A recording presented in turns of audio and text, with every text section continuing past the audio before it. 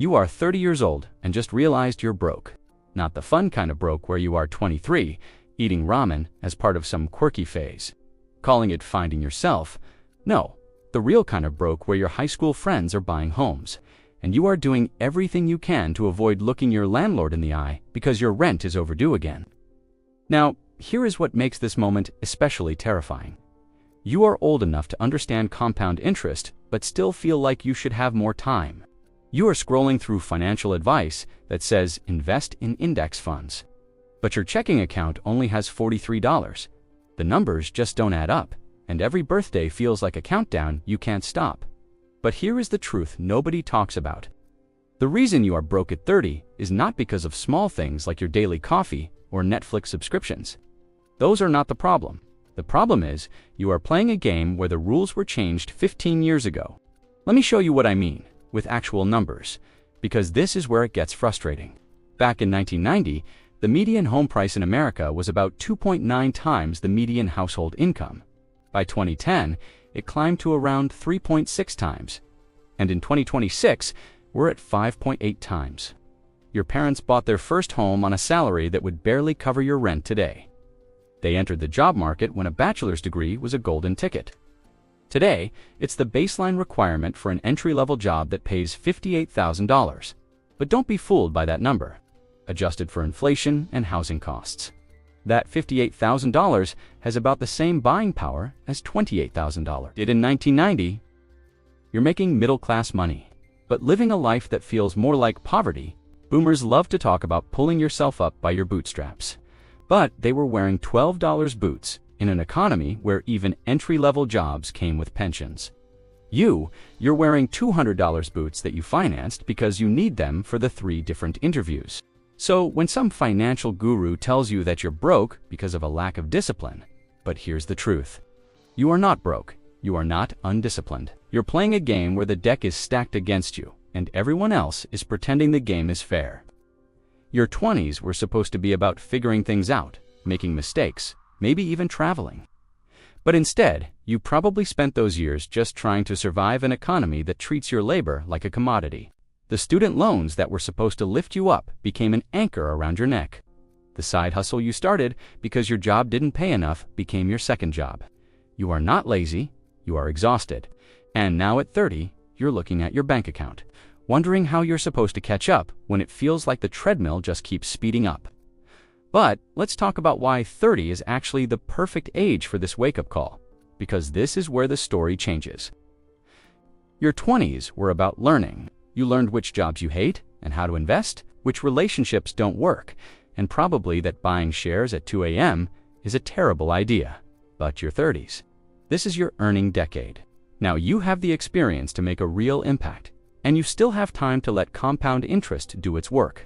The mistake most people make is thinking that being broke at 30 is a personal flaw when, in reality, it's just a math problem. And the thing about math problems is there are solutions. First, let's get rid of the advice that's keeping you stuck. You know the whole cut out lattes and cook at home to save your way to wealth? That's complete nonsense if you are starting from broke. You're making $45,000 a year and spending $43,000.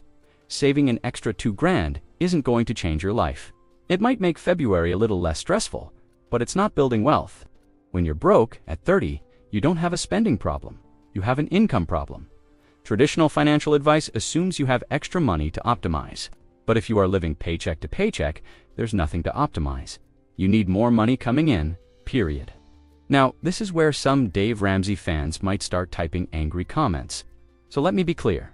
I am not saying that spending doesn't matter. I'm saying that when you're at zero, saving $1 a day isn't going to make the difference. You need to fix the bigger issue first. The real strategy that works when you're restarting from broke is what I call the gap strategy. Right now, your only job is to widen the gap between what you earn and what your ego demands you spend. Notice I didn't say what you spend, I said what your ego demands. Most people, after a $5,000 raise, will immediately move into a $400 more expensive apartment because that's what successful people do, right? Wrong, that's what broke people do. Successful people get that $5,000 raise and continue living like they're broke for another 2 years. Here's the brutal truth. If you're 30 and broke, You need to live like a broke college student for the next 2 years. Not forever, but for a tactical sprint. Because in 2026, there are more ways to increase your income than ever before. But only if you're not throwing every raise into lifestyle inflation. The world has changed, and it actually works in your favor, but you've got to see it. We are going through the largest wealth transfer in history, and tools like AI have made skills that used to take years to learn accessible in just months. Remote work means you can work for a company in San Francisco while living in a state where that money actually stretches. But here's the catch. Opportunity doesn't wait for you to feel ready. It shows up while you're still figuring it out, still scared, still unsure if you're qualified. The difference between someone who's broke at 30 and someone who breaks through is simply whether they moved when the door opened or stood there wondering if they were worthy to walk through it. Your real problem isn't the money you don't have today. It is the decision you're about to make about the next 10 years. Now let's talk about the skills arbitrage window. It's wide open in ways we couldn't have imagined 5 years ago. If you wanted to learn video editing in 2021, you'd spend months watching tutorials, maybe pay for a course, and practice for a year before you were good enough to start charging for it. Today, you can learn the basics of Premiere Pro in a weekend with AI tutors.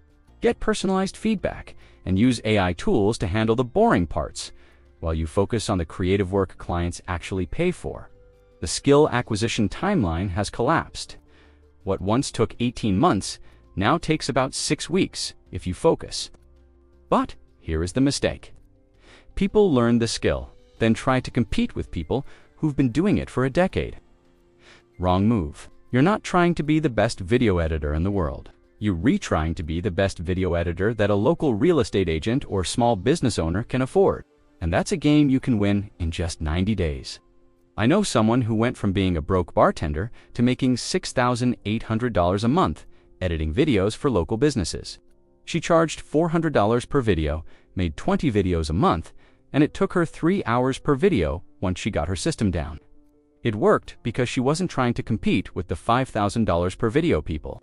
She was competing with the business owner's nephew who promised to help but never delivered. That's the leverage point no one talks about. You don't need to be world-class.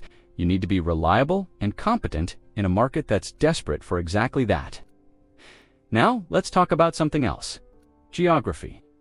If you're making $55,000 in San Francisco or New York, you're effectively poor. But in cities like Tulsa or Pittsburgh, that same $55,000 goes much further. You can save, you can invest, you can breathe. Your income times your cost of living equals your actual wealth-building capacity. If you make $80,000 and spend $75,000 on a fancy apartment, you're broke with better restaurants nearby.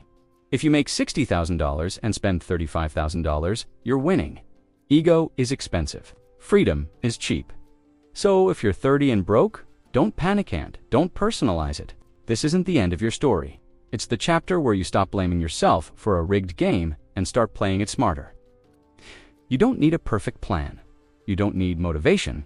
You don't even need confidence. You need 3 things. First, protect the gap. Every raise, every extra dollar, don't hand it back to the lifestyle. Let the gap grow. Second, pick one skill that the market already wants and go all in for 90 days. Not to be the best, just to be useful, reliable, and visible. Third, make one uncomfortable decision that your future self will thank you for, whether that's changing cities, changing jobs, or finally saying yes to an opportunity before you feel ready. That's it. No magic, no hustle porn. Just leverage, patience, and momentum. Take the step. The rest catches up faster than you think. This is Pete Profit. Thank you for watching, and I will see you in the next video.